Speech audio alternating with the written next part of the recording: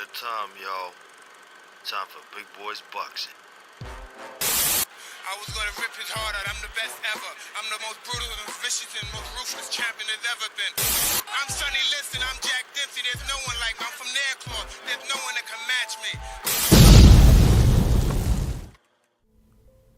What's up, team? Welcome back to Big Boys Boxing. I'm your host, Jono. And we live. What a weekend, huh?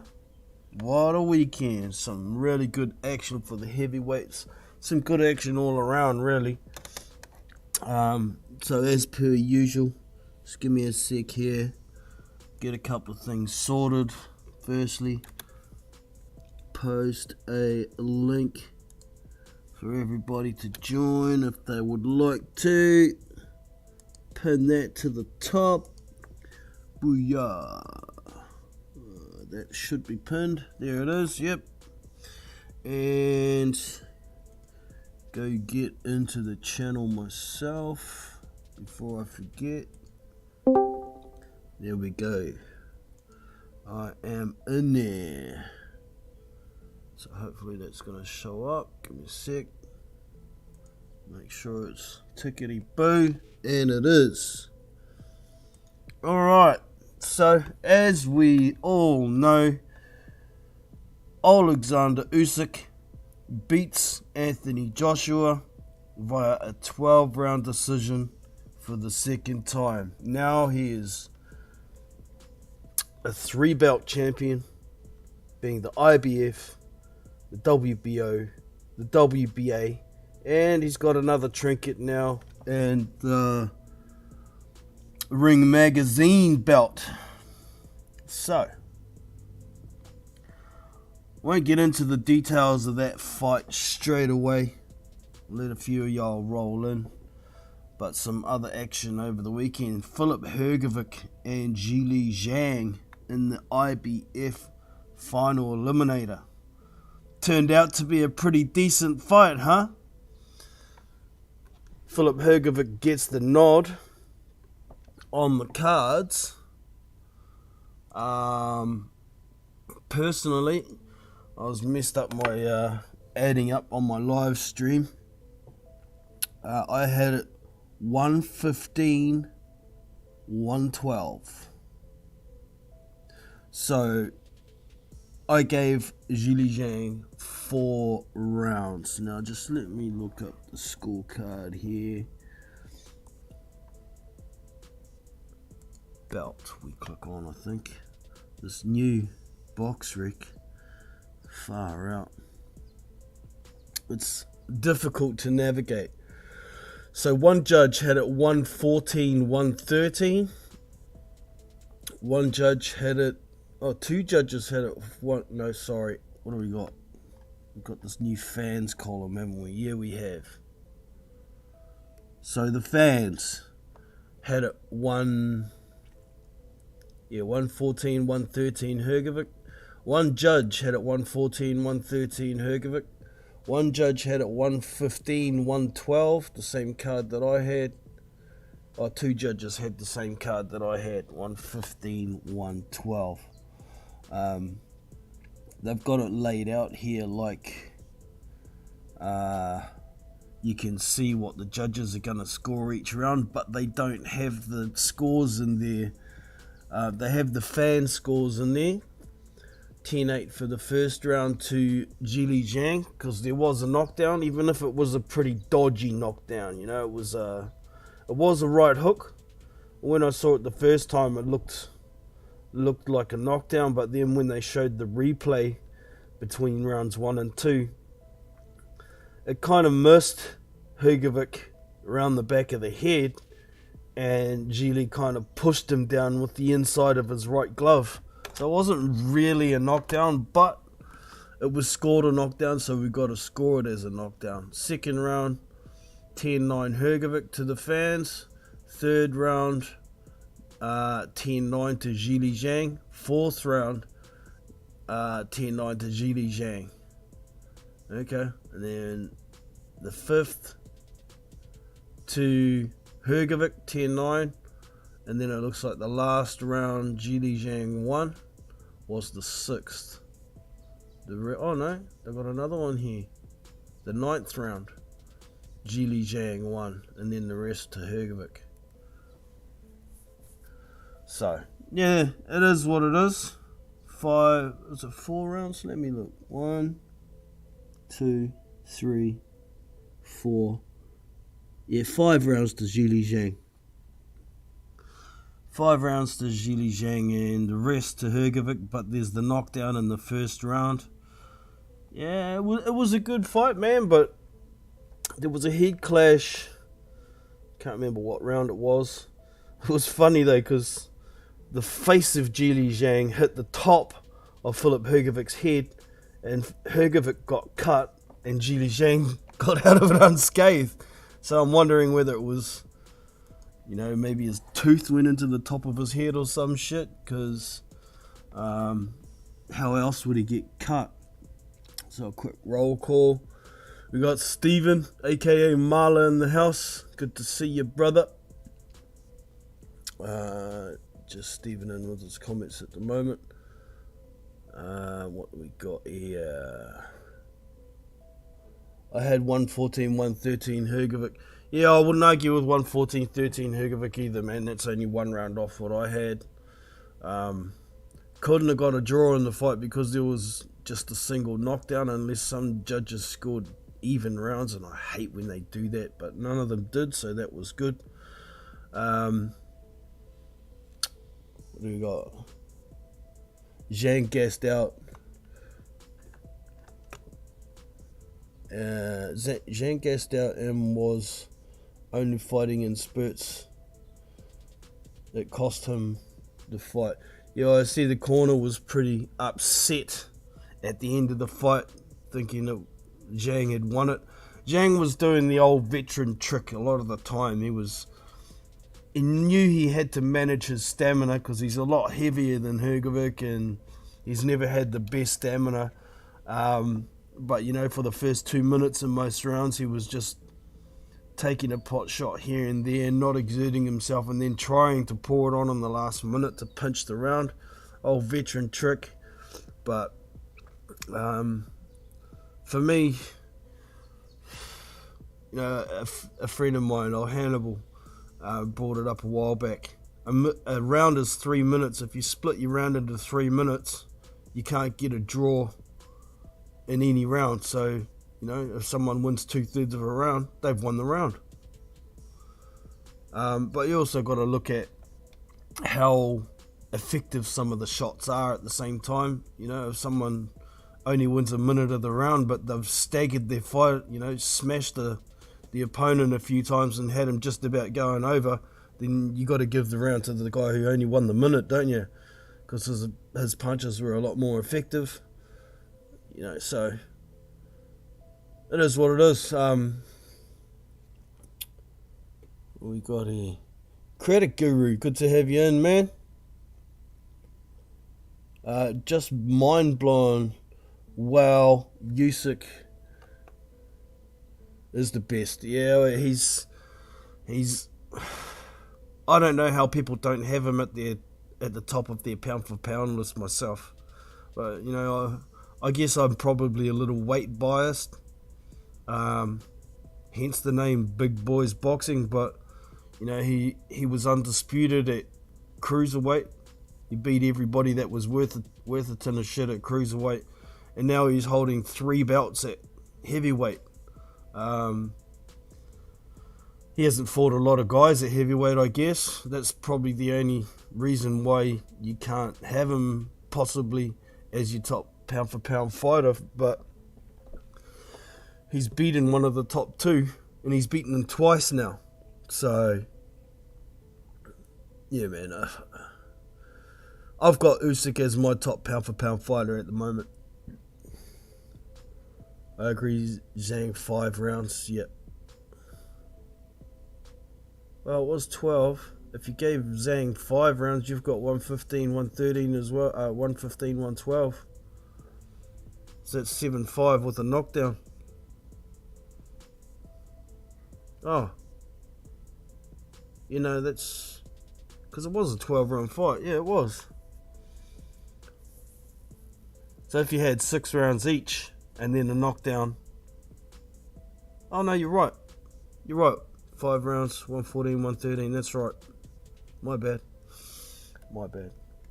But it was a pretty decent fight, and I don't think anybody expected it to go like that. Personally, I had Hergovich picked to stop Zhang at about 6 rounds, but I've seen an article on Boxing Scene, Philip Hergovich's comment saying that Zhang surprised me. He's a lot better than I thought he was. Yeah, he is deceptive as Zhili Zhang. His straight punches are extremely slow. His defense ain't that great, but he seems to have a very good chin. His hooks are the ones to look out for, particularly his right hook. It's actually quite quick when he's in closer, his shorter shots. But yeah, it was a good fight. I really enjoyed it. I really get amped up when I see these extremely competitive fights. These are the fights that I want to see. Seeing one guy dominate another guy doesn't really tickle my fancy, if you know what I mean. So I really enjoyed that Hergovich-Zhang fight. And there's going to be a lot of people, I guess, jumping off the Hergovich hype train after that. You know, Hergovich hadn't fought and he hasn't had a hard fight since he turned pro. Yeah, plenty of hard fights as an amateur and in the World Series of Boxing, but it's the first time someone stepped up and took the fight against a dangerous guy. And to me, in there, it looked like Zhili Zhang's power was much better than Philip Hergovich's. But to Philip Hergovich's credit, he was pumping the jab a lot, using good combination punches, using his feet. He had to use his feet in this one. When Zhili had him up against the ropes at times, I thought he was going to get hit with something big and get knocked the fuck out. And you could see he was discouraged at times. He was frustrated, walking away from Zhang with his hands down, thinking he's out of range. A couple of times he got popped with big shots doing that dumb shit. It's like he's hitting him and he's thinking, why isn't this guy dropping? Why can't I just knock him out like I've knocked everybody else out? And that's the downfall to not having hard fights for some time. So it was a good fight. I'm not arguing with the scorecards, and I don't see the controversy that some are mentioning. The only controversy in the fight is I don't think the knockdown was actually a knockdown, but we have to score it like that because it was called a knockdown, wasn't it? So, yeah. Right, so some other fights that happened on the weekend. I was interested in watching Andrew Tibiti and James Wilson. James Wilson I hadn't seen fight before. I've seen a couple of clips of him, but he was 7-0. Smaller sized heavyweight, heavily muscular. He's got a bit of an MMA background, so I thought, this could be a little bit of a test for Tibiti. But it was pretty much an easy night for Tibiti, really. His speed and accuracy really made James Wilson look slow and average. So it went 5 rounds. In the 5th round, a good combination to the body. James Wilson kept putting his head down really low to try and avoid shots. Actually putting his head below his belt line, which is illegal. But he paid the price for doing it consistently, because Tibiti landed a massive uppercut on the inside and dropped him like a ton of bricks. So he went down. He did get up and beat the count, but you could tell he was done. And when he got back to the corner, his corner called off the fight. So it ended up being a 5th round retirement. I thought it would be a 6th round TKO, but how it works is a 5th round retirement. James Jameson in the house. Nanu. How you doing, brother? So yeah, that was a pretty straightforward fight for Andrew Tibiti. He says he's happy to fight at heavyweight, but he's not going to go fighting these big tall guys. He's going to fight smaller heavyweights, potentially fight some not cruiserweights, some bridgerweight fights, and maybe still some fights at cruiserweight. So smart move from Tibiti. I mean, he doesn't have huge power. He's a slow starter most times, but he's accurate, he's quick. And I'm interested to see who he fights and how he goes against a few more heavyweights or bridgerweights or smaller heavyweights, whatever you want to call them. So, yeah, looking forward to seeing how Tibiti goes. We've got Marlo or Steven in the house. How are you, brother? Good, man. Good. Awesome. All right. Did you see that Tibiti fight, mate? No, I only saw the Zong card with AJ and that. Okay. Well, some good news. It is the last fight, or the second to last fight, on the Before the Bell broadcast, and it's on YouTube, so we can all go back and watch that as well. I think the last fight on there was the Ben Whittaker fight. Oh, cool. So, yeah, it was interesting. But I guess we'll get into this main event. I was actually quite impressed with some of the improvements Anthony Joshua made in this fight. Myself, I thought he did better, even though it wasn't really reflected on the scorecards. I know it was a split decision, but I don't know what that dude who scored at 115, 113 to Joshua was seeing. At very worst, I could have seen a draw. But how did you have it, and what were your thoughts, Stephen? I scored at 116 to 112. I had AJ a round down going into the 10th round, but then he lost the last 3 rounds. So I ended up giving it to Usyk 8 rounds to 4. Yeah, pretty much exactly how I had it, I think. But there was a couple of close rounds in there. I think I gave one of the swing rounds to Usyk, and I gave one of them to Joshua. So, you know, there's probably... I just... There you go. I don't think AJ won the fight. You know, he just... No. That one judge... That one judge, he could possibly blame the angle of where he was sitting or something, but I couldn't see it. Yeah, you were going to say he did do better. I thought he fought better, and he was determined. You could see he was giving it everything he had. He was really trying, but Usyk's just a better fighter than him, and that's no shame in that. It's just the way it goes. And I was after the fight though when he said, "I'm not a 12-round fighter," and all this. Oh my God, mate! He kind of lost his shit a bit, didn't he? He did, man. You got to be a 12-round fight, AJ. You're in there for 12 rounds, man. You know. I did notice in the post-fight interview when AJ had broken down and didn't want to speak while he was having a bit of a cry. Eddie Hearn brought up the points about how much pressure he'd been under for so many years and whatnot, and I can understand that. Being under that much pressure for so long and then not being able to pull it off when you've done better and you've tried your best, yeah, it's gonna hurt. So and I mean, he has been acting a bit funny lately, like when he went into that student flat, confront them, and he's been a bit off. But yeah, I just, he gave everything he had. Some people are shitting on him. I was thinking about AJ, and I thought, look, this guy has brought excitement back to the heavyweight boxing. Nobody was talking about it, boxing, and then he brought the excitement back. He's been packing out these huge stadiums. He hasn't taken an easy road in his career. You look at his resume. He's fought credible people consistently. He had the guts to fight Usyk, even when people said Usyk's style was bad for him. He still fronted like a champion and fought him. He lost. He trained hard. He came back to try and have another go. He lost again. There's no shame in that. He just lost to a fighter that was better than him.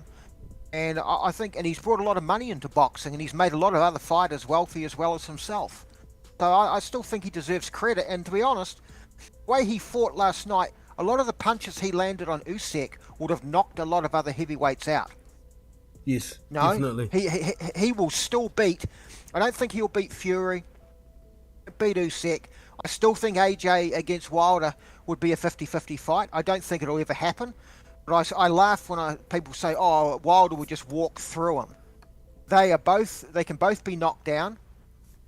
They both big punches, and they're both good finishers. So I've always believed that if they fought, it'd just be the guy that landed first. Yeah. You know, whoever gets in the first big bomb will take that fight. So I think AJ, he's still going to beat most of the guys that are out there if he wants to continue fighting. Usyk was just bad style for him. That's all, you know. And there's just no shame in it. So I don't know why people are sort of piling in on him. And I felt some people have been criticising him, saying he's not aggressive against Usyk. But the problem he has with Usyk has he's faster. He's got a lot of movement, and he's got a higher ring IQ. And what that does, it forces AJ to think very deeply about what he's doing. It's like, should I jab? Should I punch to the body? Should I throw this punch or that punch? And what it does, in thinking too deeply about what he's doing, it makes him hesitant. Yeah, well, you miss so many punches, and you start thinking about, okay, I've got to be more careful with what I'm throwing. Is if I keep missing like this, I'm going to gas out so fast. But, you know, like you said, it makes you stop and think. It makes you hesitate because you think you're going to miss. You want to be so sure that you're going to land the punch before you throw it. By the time you think you're going to throw it, the opportunity's gone.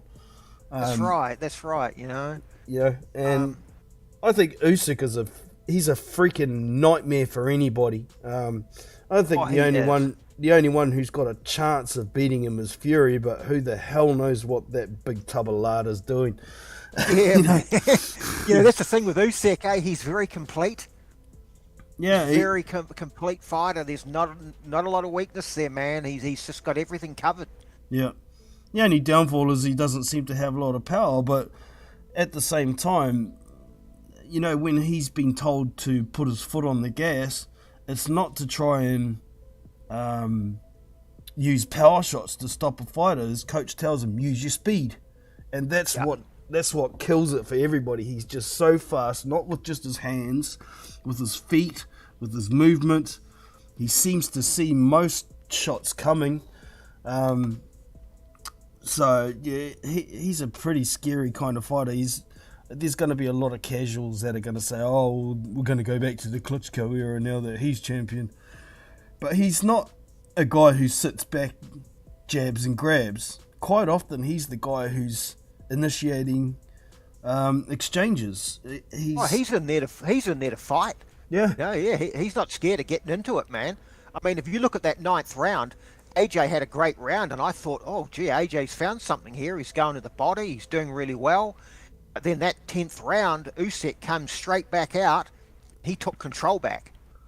That was scary, eh? That was scary how Usyk come out and did that. I counted 3 times that Joshua was buzzed and I thought he was going to go down at least once in that round. But credit to Joshua, because he still came back with a couple of good shots in between where he was getting buzzed. Oh, yeah, he's not heartless. You know, he was not heartless in that fight. He wanted to win it. He gave it everything. But as I say, Usyk, man, he knew, I've got to turn this around. He came straight out in that 10th round, and he just took the momentum back. And he never relinquished it. You know, he won the last 3 rounds of the fight and put the fight to bed, you know. It was impressive. Yeah, definitely. So I think Joshua was still easy a top 3 heavyweight.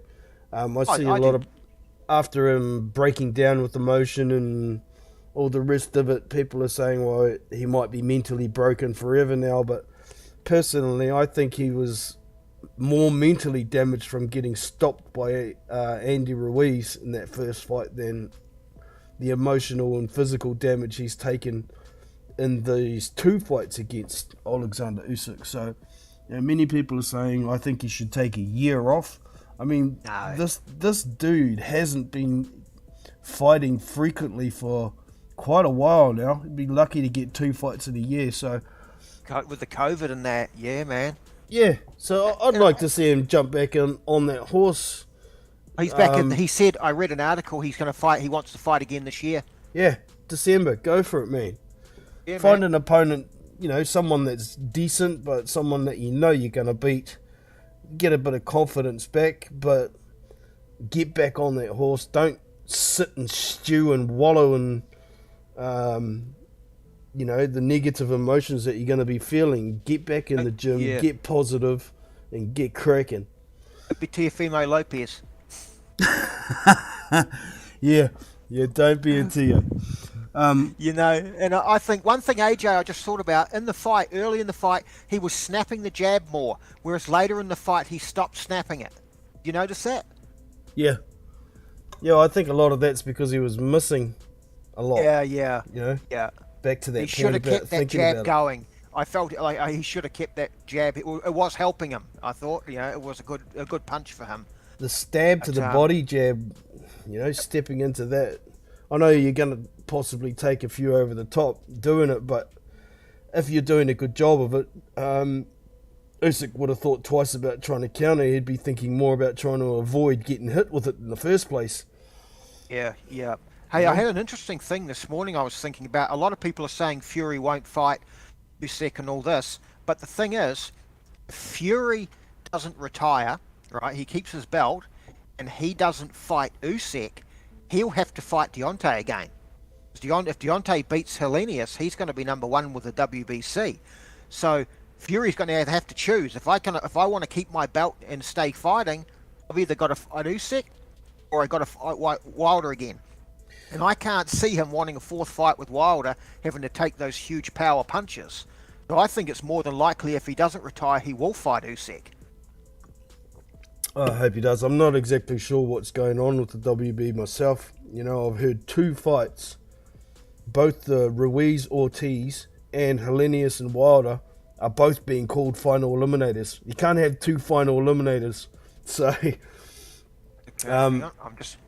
And Wilder... He's already number one, is he, with... It's Wilder, WBC. It's Wilder, then Joyce, then Parker, then Frank Sanchez. And, having a final eliminator, the rules clearly state in all sectioning bodies that a final eliminator is between the 2 next available fighters. Now, we know Joyce and Parker aren't available because they will be fighting. So if Wilder's going to be in a final eliminator, he's got to fight Frank Sanchez. But Sanchez ain't involved in either of these eliminators. What's with that shit? Yeah, it's... I don't know. I think they'll take care of... I think the WBC will take care of Deontay. As long as he beats Helenius, they will try and... they'll look after him. They'll try and get him a fight. I don't want to see him fight a fourth fight with Fury. No, neither do I. That's done and dusted. No, I actually think a lot of people are saying, well, Usyk beat AJ, so he'll beat Fury, and I don't actually think so. Because as they say, styles make fights, and I was thinking about Fury. Fury's going to be 6 inches taller. He's going to have a 7-inch reach advantage. He's got a better jab than AJ. He's faster than AJ. He moves better than AJ. He's got better ring generalship and a higher ring IQ than AJ. He's got a stronger gas tank, and he's got a better chin. So I think stylistically, I think Fury... AJ was perfect for Usyk. His style is perfect for Usyk, whereas Fury is not perfect for Usyk. There's another piece to add on to Fury's repertoire there. He's got no qualms about using his size and making it dirty, and that's the kind of thing that's not going to bode well for Usyk. Yeah, he'll get into a dogfight with you. He doesn't care, eh? He will cheat. He's got no qualms. He's got no qualms with holding and hitting. He's got no qualms with, laying all over his opponent, holding him, pushing him.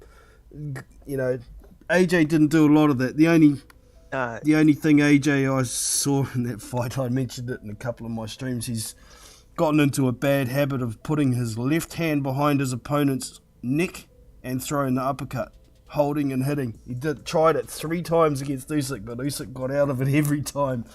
I'm just hearing James here saying Usyk's got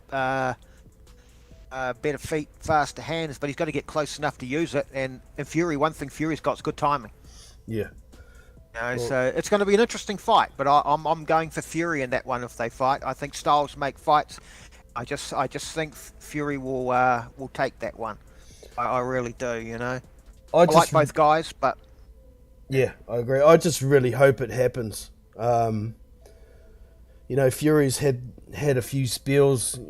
We can't take anything Tyson Fury says as gospel anyway, but you know, he said over the years it's never been about money, it's about legacy. He wants to fight the best and all these sorts of things, but if he's not going to settle for anything less than 500 million to fight Usyk, he's pricing himself out, because Usyk isn't Anthony Joshua. There isn't that much money involved. But if he retires and doesn't fight Usyk, or he lets these belts get split up before he fights Usyk, then everybody's going to remember Tyson Fury as the guy who ruined Undisputed, the guy who didn't want to fight for legacy. So stick that in your pipe and smoke it, Tyson. Yeah, it's a stain. It's going to be a stain on his resume if he doesn't fight Usyk. It's going to be seen as a duck, and rightfully so. And I mean, I think he's just trying to leverage himself, saying he wants 500 million. He knows he's not going to get it, but he's just working everybody, and hopefully they'll make a deal and they can fight at Wembley in front of how many 90,000 people or something. It'll still be a huge fight. There'll be a lot of interest in it. Yeah. Just funny thing with AJ, I was going to say with AJ, I had AJ against Usyk was in both fights on the scorecard till the last 3 or 4 rounds. No, that's where he lost it. He just couldn't hang on that last 3 or 4 rounds and keep the pressure on and score points. Whereas Fury, he will be able to finish strong in the last 3 or 4 rounds. He won't gas out. So it might be a bit of a tabulade, but you know, I've heard Joseph Parker say it. I've heard quite a few fighters say it.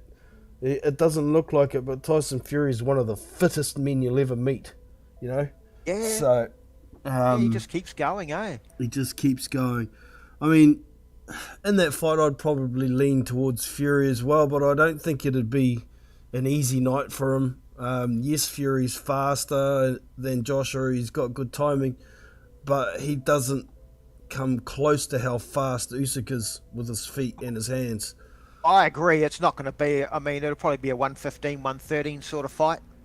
I think quite possibly. Fury won. Yeah. Or a late stoppage by Fury due to him being so dirty and laying all over Usyk that he's too exhausted to use any speed. You know, he gets stopped by the referee. But I'm just crossing my fingers to hope it helps. I see Tyson Fury came out and said, "You're both bums. I'll beat you both in one night." Tyson Fury is here to stay. So whether that means his retirement from last week is over again or not, I'm not sure. I'm just looking at a comment from James. Frank Bruno, maybe AJ is carrying too much muscle, lacks cardio. I just don't think AJ will ever have good cardio. I think people are built differently. You've got fast twitch muscle fiber and slow twitch. Yeah. And look, you've got sprinters. A lot of people that they have fast twitch muscle fiber. They're very explosive. They can run fast, but they can't run that far. Then you'll see a long distance runner, they got a lot of low twitch muscle fiber. They're not very explosive. They haven't got a lot of power, haven't got a lot of acceleration, but they'll run all day. Then you get other people who are somewhere in between. You know, we've all got a genetic makeup of fast twitch and slow twitch. Correct. We're all somewhere on the scale. And I think AJ's just a guy who's just probably got a lot of fast twitch muscle fiber. He's big, he's powerful, but he'll just never have that good a gas tank. I just don't think he's made that way. Yeah. In this last fight, I could see in the earlier rounds to the mid-fight that he seemed to be managing his gas tank a lot better, and I have firm belief that he did train a lot harder with endurance coming up to this fight because he knew what he was in for. But when it got to the 8th and 9th round, I thought that was going to be his stand. It was getting to the point where he's got to do something or he's not going to make it. He did try his best, and he did do pretty well in the 8th and 9th round. He almost got Usyk out of there with that body work. So those last 3 rounds, he just couldn't do it. no, man, he just couldn't keep up. So yeah, most fighters wouldn't have gotten through that 9th round against AJ. No, they wouldn't have, man. They wouldn't have. He landed a big left hook on Usyk, and Usyk felt it, man. Yep. Left hook to the head. Backing he up. Shook Usyk. He backed up, man. Yeah, he felt it. So, you know. The other thing... oh, where you go? Okay, mate. No, I don't want to cut you off. I want to change the subject a little bit. Where you go? Yeah, I was just thinking about Zhili Zhang. His stamina cost him too. Yeah. Yeah, he's a thicker build. He's not the kind of guy who's going to get down to 240 pounds and be comfortable. But he's another one that's, you know, explosive when he lets go, and he'll run out of gas, kind of like AJ. If he he ran out of gas. Like some people were saying he won the fight, but I gave him 5 rounds. I had it 114, 113 Hergovich. I thought Zhang was going to win the fight if the fight was there for him. If his stamina had been able to stand up to it, and he could have just upped the pace a little bit more, he would have. I think he would have got Hergovich on a TKO. He just couldn't keep going. He was fighting in spurts, and like he would throw some good punches in a round, but it was like a 20 or 30 second spurt. Most of the round he wasn't doing anything. Yep. So yeah, it really cost him. He's got a good set of whiskers though, don't he? He does, man. I mean, Hergovich was lucky because I just felt if Zhang had been able to just up the pace just a little bit more and sustain it, Hergovich may have found himself on the ropes struggling to defend himself. You know, I think, Philip said in that article I mentioned earlier, Zhang was better than he thought he was. It's pretty lucky with that respect that Philip Hergovich came in really good condition. He was a little bit lighter than usual. He was ready to go the 12. If he had to come in the shape that he was in some of his previous fights, I think he would have got beaten, to be honest. Yeah, well, I read an article about Joseph Parker, and he said that they didn't take the Hergovich fight because of Parker's elbow. Yeah, he was having some problems with it, and he was having to get it treated. And I mean, he'll look at that fight with Zhang against Hergovich and think, "Damn, I wish I'd had that fight." Yeah, no, I think Parker could have gone very well in that fight. Definitely, I agree. I think there'll be a lot more fighters willing to fight Philip Hergovich now, not just Joe Parker, a lot of guys, but at the same time, Hergovich's not going to be taking any risks. He's got his title shot with the IBF, who are very strict now, so I don't imagine he'll be taking any. If he takes some kind of tune-up fight, it's not going to be something it's not going to be someone like Joe Parker or Joe Joyce or he doesn't need to do it. No. Yeah, get his payday. He's had to wait so long to get that shot, so good on him for getting it. Definitely. He's 30. I thought he was a little bit younger. He's 30 years old, apparently. Yeah, same age as Parker. He hung around in the amateurs a little bit longer than Parker did. Hergovich. But it is what it is. What do you think of Callum Smith's fight? That was a good scrap, man. I hadn't seen that Matthew Bodolek before. I'd seen a couple of clips of him, but I'd never seen him, and he's never fought outside of France, so I figured I picked Smith round 5, so I missed by a round, but Bodolek, even when he was getting tagged, he was punching back. He's got some balls as that kid. Yeah, he was trying. I just noticed here Callum Smith was number 1 with the WBC. Artur Beterbiev would be a good fight, It'd be exciting. He's looking for a title shot. They're all kind of tied up at the moment. We've got Beterbiev and Yard, although I've heard a rumour that might get put off for some reason. I can't remember why. Yeah. But we've got Bivol and Ramirez. I just saw an article today. It's confirmed for November 5th or something. Oh, that'll be good, eh? That'll be a good fight. Let's see. It's right here somewhere. I've got it. There it is. Bivol v Ramirez, set for November 5th. Yeah, it was right off the top of my head. We got some good fights. We got some good fights coming up this year. It's going to finish really nice. Yeah, man. There's some good fights brewing. Savannah Marshall is fighting. Shields, and then we've got Joseph Parker. We've got Triple G and Canelo doing their thing again. Yeah. And then we got who knows what's happening with Crawford and got that other woman's fight too, Mayer and Baumgardner on that same card. That's another big woman's fight. What else have we got? I know we've got Jared Anderson's taking on, who's he fighting?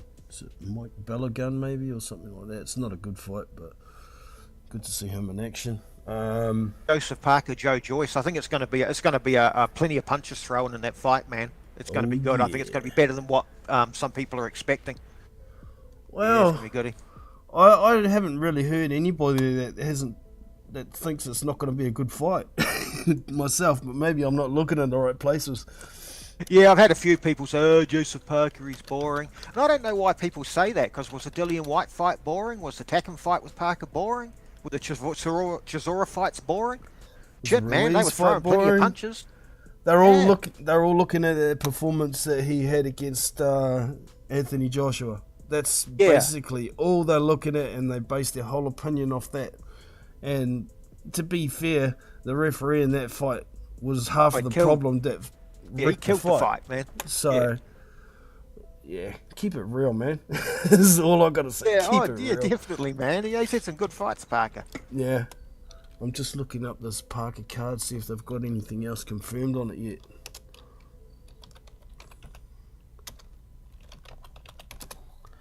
They might, because that's what, September 24th. Yeah, it is September 24th. Yeah, it'll be 25th here in New Zealand, of course. Oh, we've got some fights confirmed on here now. Who's this? Miguel Magnashi. Don't know him. 21-0 in a 12-round fight against Anthony Kakasi. It's 19-1. That is a super featherweight fight. Bloody midgets. Just look at the weight divisions to start with, actually. See if it's worth mentioning. I need to get some bigger boys on there. Match with the heavyweight main event. We've got a featherweight fight. We've got a middleweight fight. Here we go. What's this one? Nathan Haney is going to be on there. 15-0 and a 10-rounder against Jack Flatley. That could be a good fight, actually. 19-2-1 is Jack Flatley. What else? We've got a featherweight fight. Wow. It's got most of the card confirmed already. That's good. Frank's on the ball for this one. Makes a change. What else? Middleweight, is that same one? Oh, we've got a TBA here. Yeah, we do. James. Josh Taylor. Josh Taylor's only got one belt now, I think. Yeah, vacated or stripped. I seen the other day of another belt. That was the second one, or he might have two still. I'm not sure. Oh yeah. That'll piss off what's his name? The guy he's rematching. Catterall. Jack Catterall. Yeah. But yeah, other fights. What else did we see on that Joshua card? We'll finish off that card before we move on to anything else. What else is worth mentioning? Philip Hergovich. No, we done that. Badu Jack. Badu Jack and Richard Rivera. That was a close fight. I thought. I was thinking it should have been a draw, that fight. Richard Rivera and Badu Jack. I think Badu Jack got a bit of favour, being he's been fighting over in the Middle East for some time now, so they know him over there. Look after him. Look after him. He was the favourite with the bookies. I went and actually put a little punt on just Richard Rivera for the win, by decision actually, because it was paying like $9 something, and I thought he had a real shot, and it turns out he probably did have a real chance, but things just didn't quite go his way. So Jack got the was it a split decision? Where is it? Yeah, it was split decision win.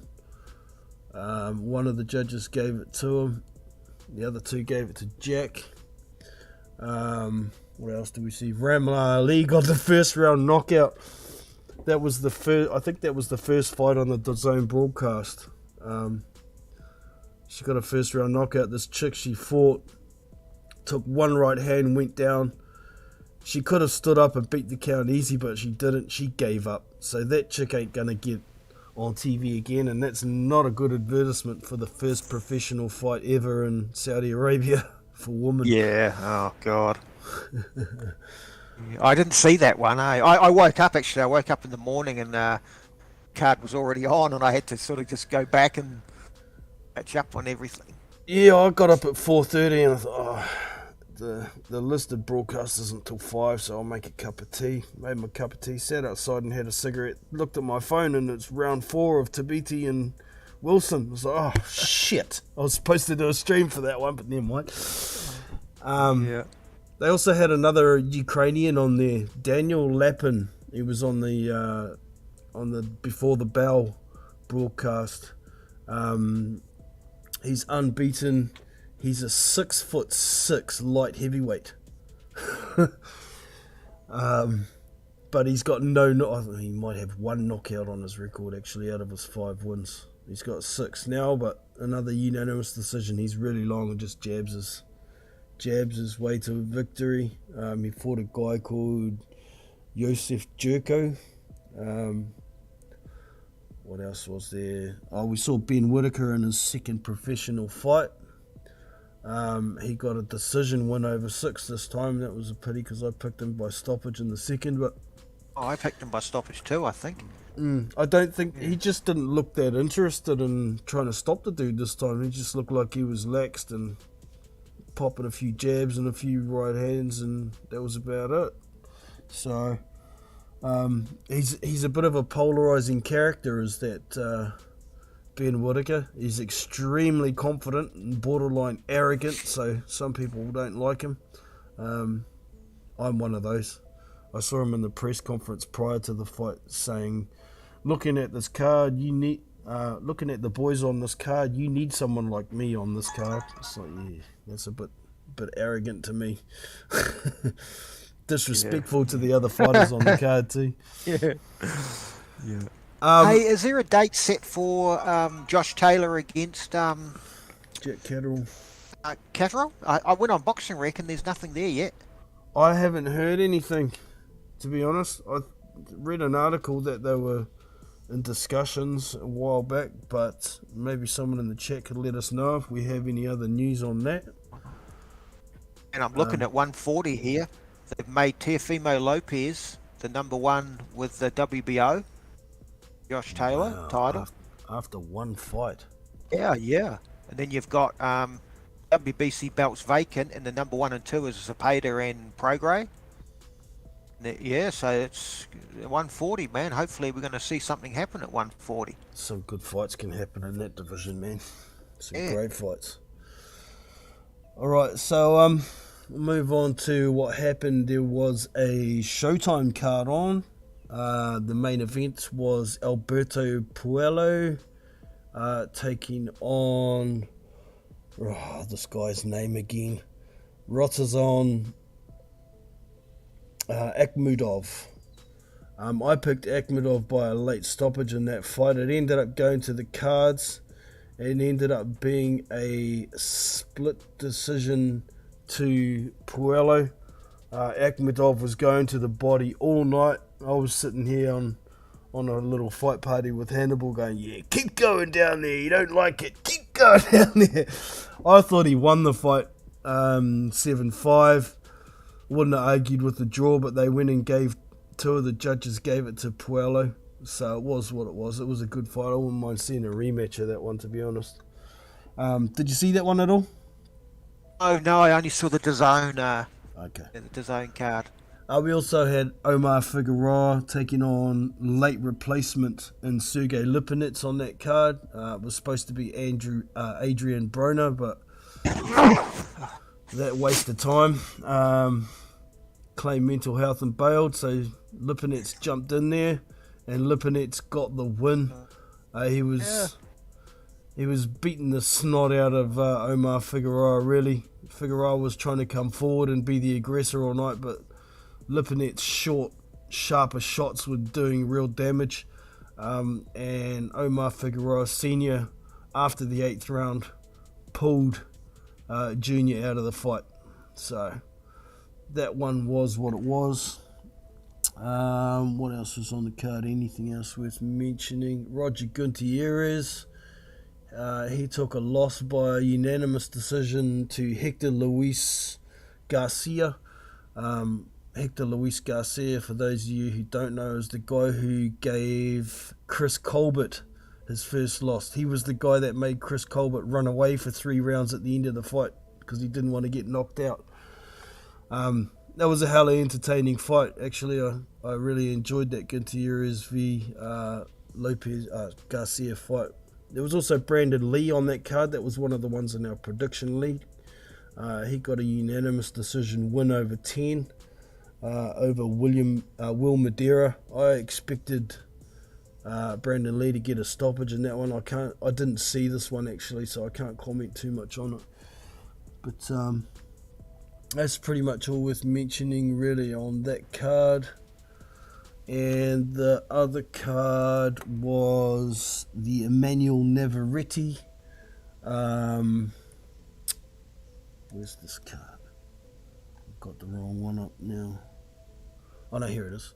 Emmanuel Navarrete was taking on Eduardo Baez. I was expecting Navarrete to go the distance with this one, but he ended up getting a 1-punch KO in the 6th round. Sparkoed this dude. So Can't remember how I picked that one. I think most picked him by UD, to be honest. Yeah. But he got the knockout, and well done to him. I haven't rewatched any of these ones on this card yet because I was watching the Showtime card. We also had that Giovanni Santillan that was also in our picks.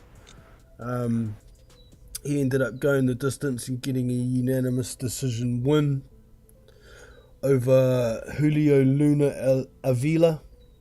I think most people picked unanimous decision to Santillan on that one. What else have we got here? This how are we gonna say this one? Lindolfo Delgado. He was 15-0. He got a unanimous decision win over 8 over Omar Alejandro Aguilar. Oh, this is the one. Yeah, I had this one in one of my multi-bets. I had Aguilar for the win. But I heard some of the comments on Discord from the other boys who were watching it. It was looking like Aguilar was going to get knocked out. So it sounds like it was pretty lucky he made it to the end of that fight. And that's about all worth mentioning. Oh, of course we had Xavier Martinez as well on that card. 17-1.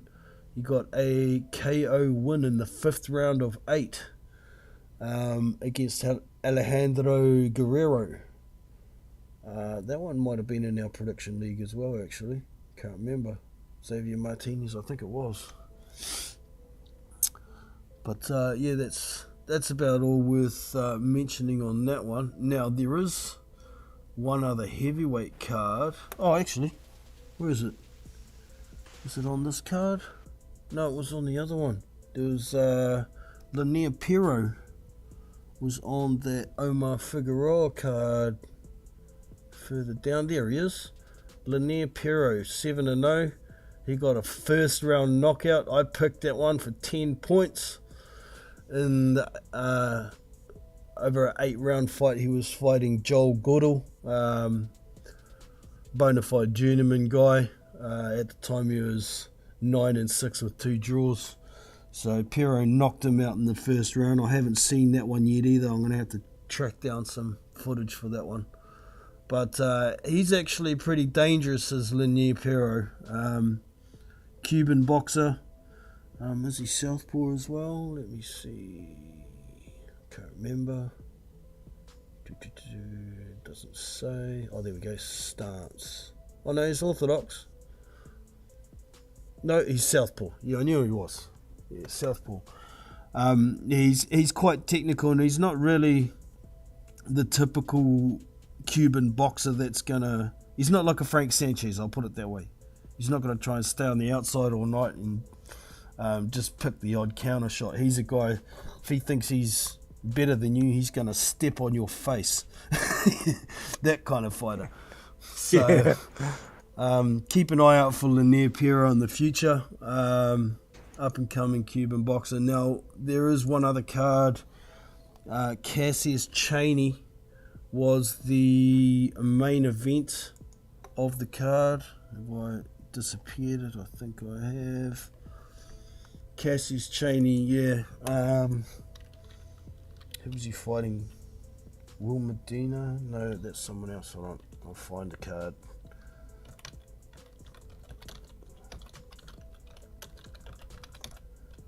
Cassius Cheney boxer. Still waiting for some results. Oh, the results are up. I've been waiting just before the stream. They weren't up. So we've got new results now. It wasn't televised, this one. He fought Matthew McKinney, did Cassius Cheney. And he managed to get a TKO in the first round. Oh, I thought it was going to take him a round or two. But he got the first round knockout, did Cassius Cheney. Well done. Also on that card, we had Joe Casumano. But where is he? Oh, there he is. No. His name's just... Oh. No. I'm not on the card. That is Cheney's. Here we go. Joe Casumano.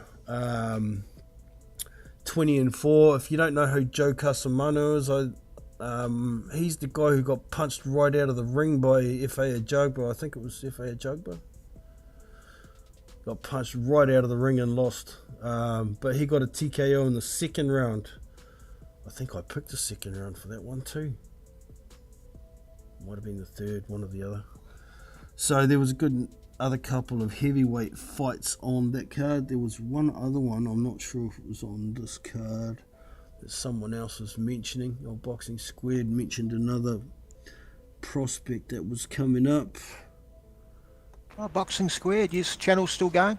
Yeah, man. He's boosting. He's up around 30,000 or nearly 40,000 subscribers. He's dedicated as that boy. Yeah, man.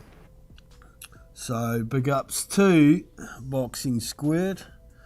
I was around when he first started out and gave him a few tips and whatnot for the early days, and he's just gone like a rocket, that boy. So, good for him.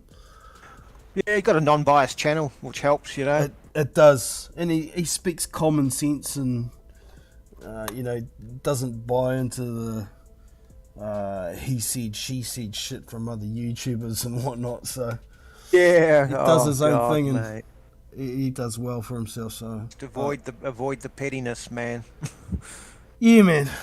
I don't get into this YouTube beef crap either. If someone talks about me, they're just giving me some shine, so I don't care if it's good or bad. I do my own shit. Yeah, they're getting your name out there, man. I can't be bothered with the beef. God, the only reason I come on YouTube for the boxing is because I don't have a lot of other people in my immediate sort of circle that are boxing fans. Exactly. So when I want to talk about boxing, I have to come online to talk to other people. I don't come on to beef. No. That's... Come to talk about boxing and you hear a lot of other opinions. Sometimes you don't agree with them, but it doesn't mean you belittle someone because of their opinion and whatnot, Yeah. If you're going to get in a war with some... Yeah. You never know what's going to happen in a fight. You can study a fight and think you got it all worked out, and then one punch and all your months of studying the fight down the toilet. Yeah. And when that happens, don't be afraid to eat the crow. Just eat it. It's only it's only... Yeah. It's not the end of the world. You got a fight pick wrong, for God's sake. No, I got a fight wrong once, and this guy says to me, You got egg on your face, man. And I said, I can't remember what fight it was. And I said, well, why is that? They said, well, you picked the fight, you know, you thought so-and-so was going to win. I said, well, you know, he didn't win, and that's that. Yeah, my answer to that, when somebody says something like, you got it wrong, you got egg on your face, I go, yeah. Then what do they say? Yeah. No? What can they say, you know? Yeah. I thought, are you never wrong? Is that what you're trying to tell me? That's right. I thought Kambosos would do better against Haney than what he did.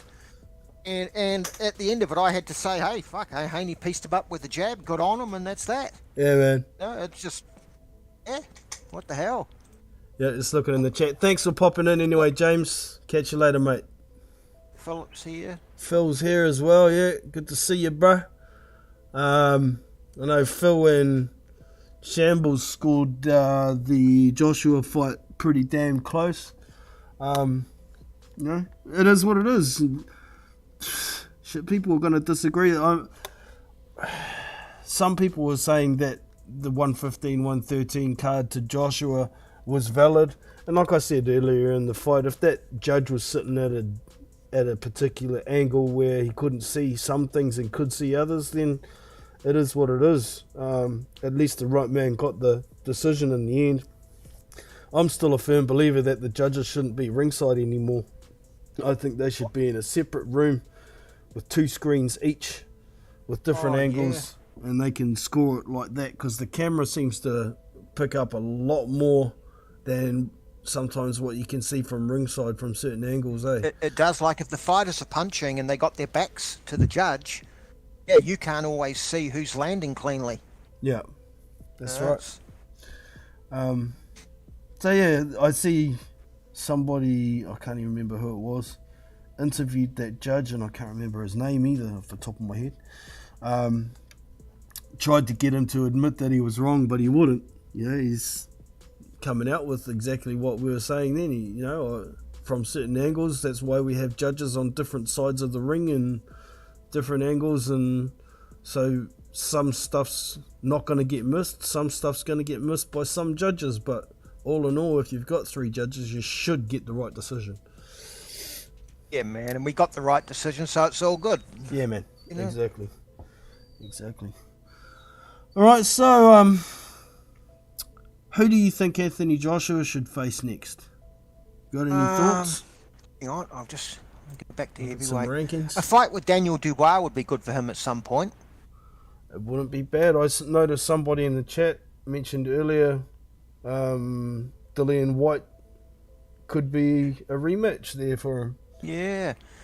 I mean, everyone's already seen that, and he'll knock Dillian out this time even worse, I think. Dillian's pretty well worn, whereas I think that Dubois fight would be, he's a young up-and-coming fighter, and it's a good British fight. You know, they could have it, they'll get a good crowd for that, I think.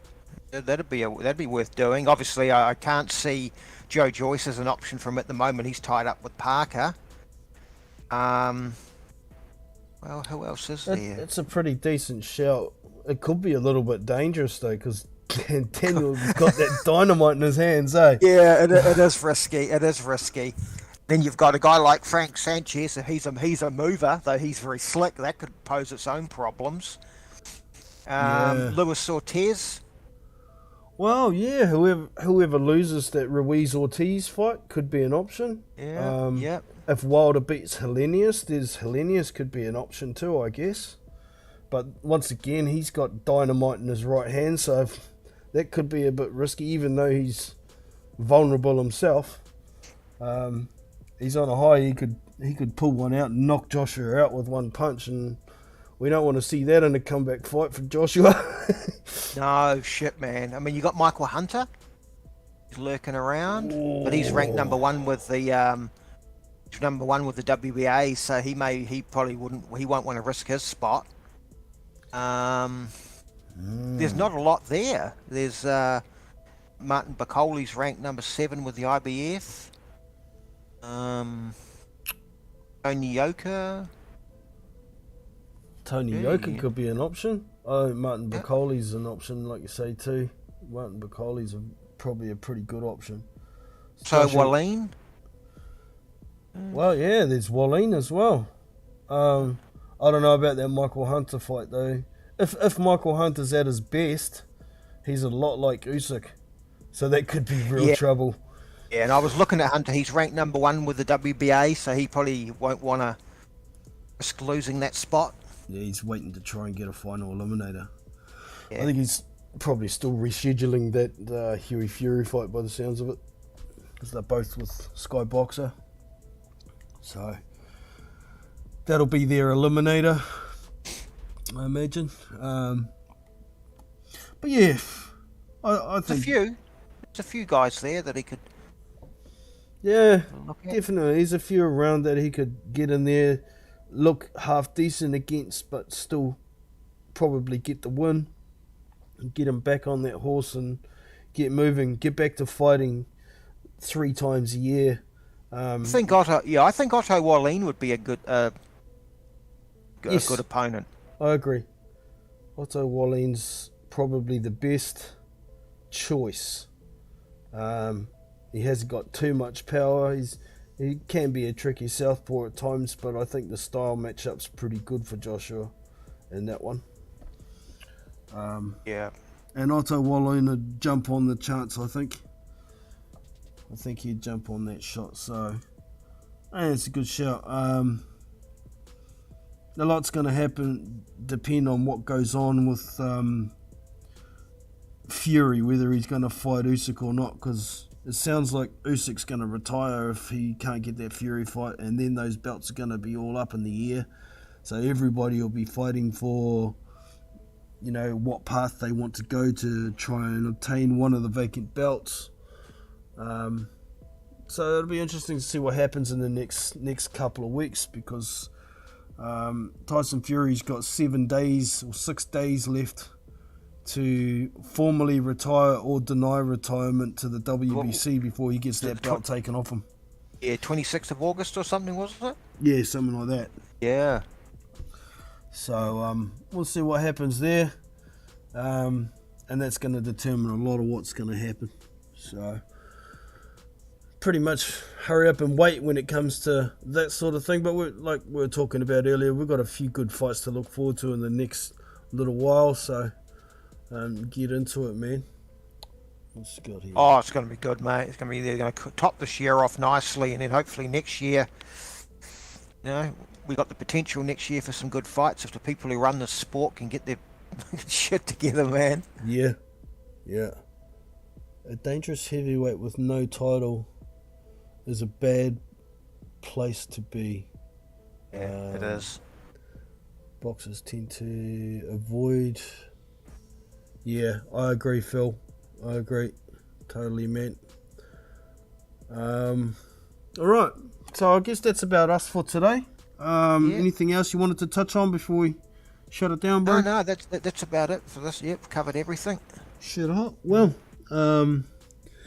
if you haven't already, people, make sure you hit that thumbs up, hit that subscribe, and hit the bell for future notifications so you don't miss content.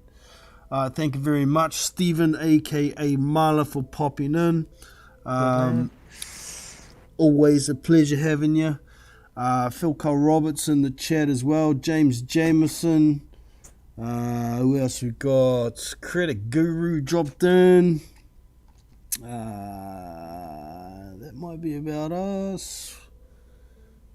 Yeah, that's us. So take it easy, team. Let us know. Jono. Let us know your thoughts in the comments, and we'll catch up with you next time. Take it easy. See you, man. All right, man. Catch ya.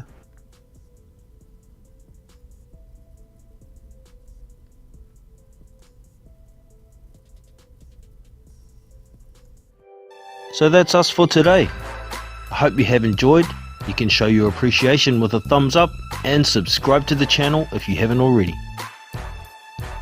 Be sure to check out our Discord community where you can find boxing news, fight links, live streamed fights, and much more. So look after yourself and your family. I'm Jono from Big Boys Boxing, and I'm out. See you!